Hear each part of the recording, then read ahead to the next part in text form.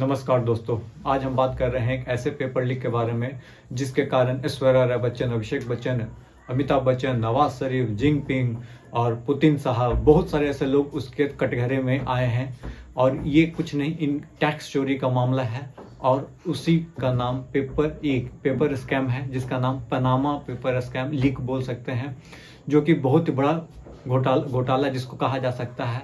उसकी कहानी क्या है, कैसे ये बना, कब ये बना, किसने फॉर्मेशन की, कहाँ ये है, तो इस पूरी घटना, पूरे चीज़ के बारे में मैं बताने वाला हूँ इस वीडियो में। तो चलिए शुरू करते हैं। देखिए, दुनिया में दो किस्म के लोग होते हैं, एक जिनके पास बहुत पैसे हैं और एक जिनके पास खाने को रोटी तक नहीं। एक जिनके पास पैसे हैं तो उनको नींद उड़ी हुई है कि भाई पैसे कहाँ हम इन्वेस्ट करें। एक जिसके पास पैसे ना हो के पेट की भूख मिट नहीं रही है, वो सोच रहा है कि कहाँ से हम कल के खाने के जुगाड़ करेंगे।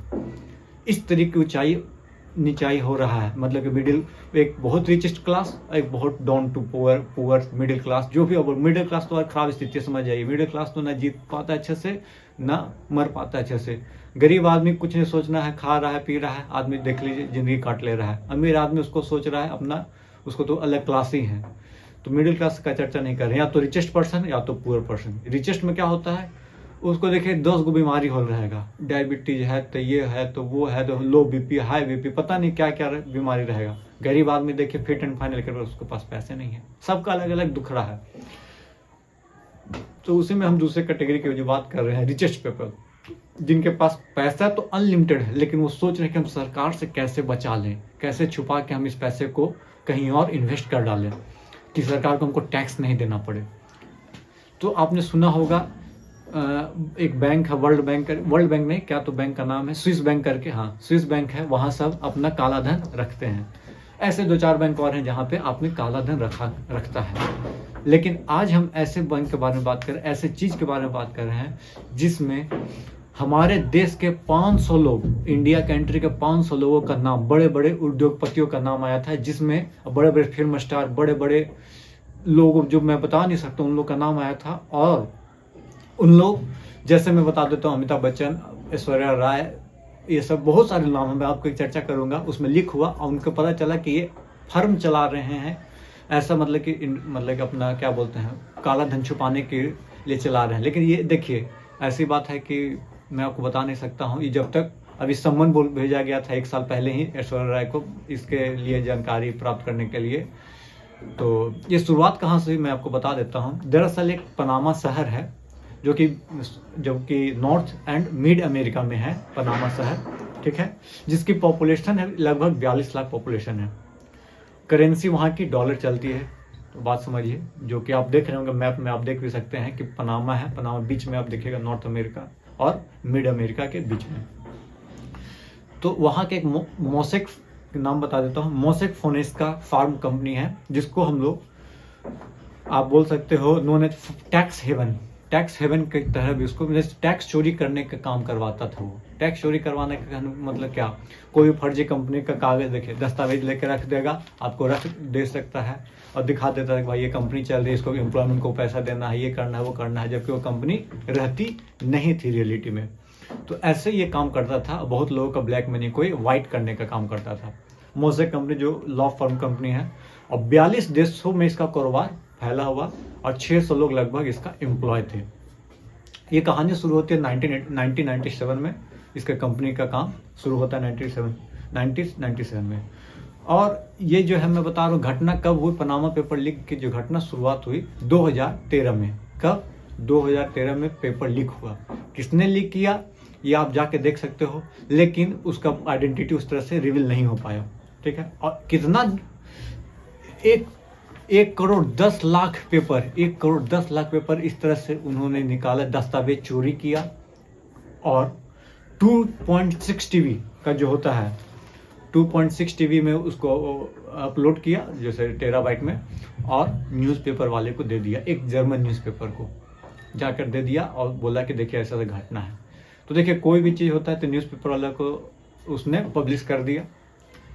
लेकिन डर ये था कि ये बात सत्य है नहीं सत्य, बहुत बड़े बड़े लोगों का नाम आ रहा है, तो कहाँ तक जायज़ रहेगा इतना आवाज़ उठाना, या तो किसी के खिलाफ आप किसी को बता नहीं सकते हो भाई कि भाई नवाज शरीफ, जिनपिंग, ये सब बड़े बड़े लोग का नाम है।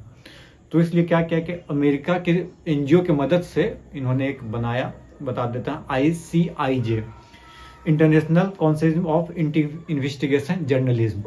इसको इन्होंने फॉर्मेशन किया गया बहुत सारे लोगों को मिलाकर, उसके तहत इसकी जानकारी, मतलब कि इसको जांच पड़ताल किया गया है कि क्या ये सत्य है, कितना ये सच है।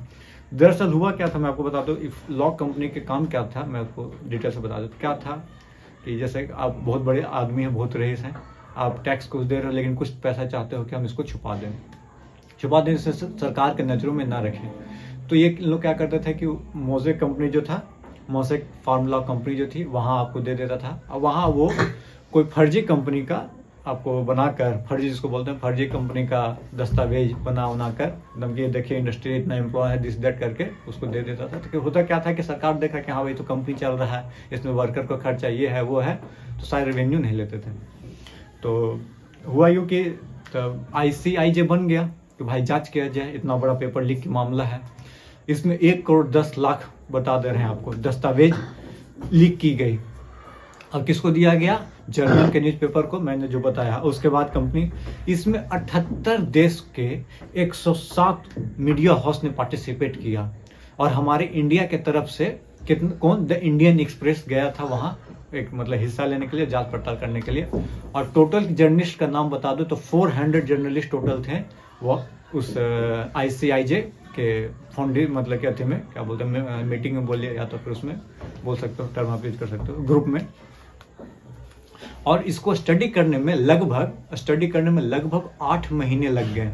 पूरे जांच पड़ताल, पूरा ये क्या है, कैसे हुआ, कहाँ से फर्म शुरू हुई, किसने शुरुआत की, कौन से देशों में है, कौन से देशों में नहीं है, और कौन कौन से लोग जुड़े हुए हैं। तो सच बात है कि जुड़े हुए कि नहीं, क्योंकि देखिए किसी को बदनाम आप करने जा रहे हो, समझ रहे हो कि बड़े बड़े हस्ती को आप बदनाम करने जा रहे हो, उसके विरुद्ध, उसके खिलाफ यदि आपके पास पुख्ता नहीं कुछ भी है, दस्तावेज नहीं है, तो दिक्कत होगा। कहा कि भाई बड़ा आदमी है, उसको आप कुछ भी नहीं ना बोल सकते हो, यदि बोल रहे हो तो फिर गलत आप हो, आप पे कंपनी पे केस हो जाएगी।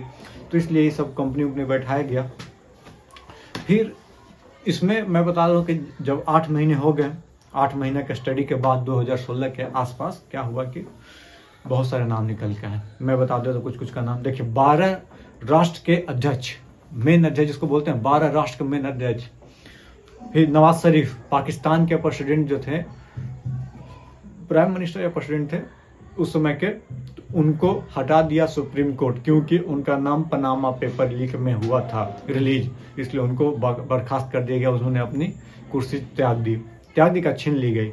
उसके बाद पुतिन की करीबी, जैसे कि बहुत बड़ा घपला होता है, यदि कर जाता है तो अपनी डायरेक्ट कांटेक्ट नहीं करता है, किसी के थ्रू करा करता है। उसी तरह पुतिन के करीबी का नाम भी इसमें आया था। मिस्र के प्रेसिडेंट का नाम आया, सीरिया के प्रेसिडेंट का नाम आया, बड़े बड़े मैं बता रहा हूँ। बेनजीर भुट्टो जो पाक के PM रह चुकी, जो डेथ कर चुकी है, उनका नाम आया था। मैं नवाज शरीफ की बेटी का नाम आया, मैं बता रहा हूँ 2-4 नाम जो है। एक और फुटबॉलर जो कि बहुत महान हस्ती में से एक हैं, उनकी टीम इस बार FIFA वर्ल्ड कप भी जीती, मैं उसका नाम बताऊँ। मेसी जो चैंपियन खिलाड़ी है फुटबॉलर का, उनका नाम भी, उनके पिता का नाम भी पनामा पेपर लीक में हुआ। आप समझ सकते हो कितनी बड़ी घटना थी। और भी ऐसे मतलब कि बहुत सारे लोग ऐसे वर्ल्ड में मजबूत आदमी, मजबूत जिसको बोल सकते हो आप, उतने मजबूत कद काटिस नहीं, उनके ओहदे के अनुसार बहुत मजबूत आदमी। ब्रिटेन के कितने लोग थे, और सबसे ज़्यादा इस कंपनी में जो इन्वेस्टर थे लगभग ब्रिटेन के थे, एक तरह से है।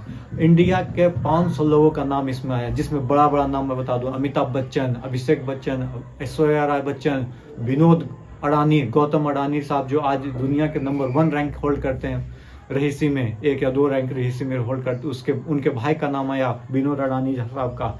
DLF का ओनर KP सिंह का नाम आया, कुशल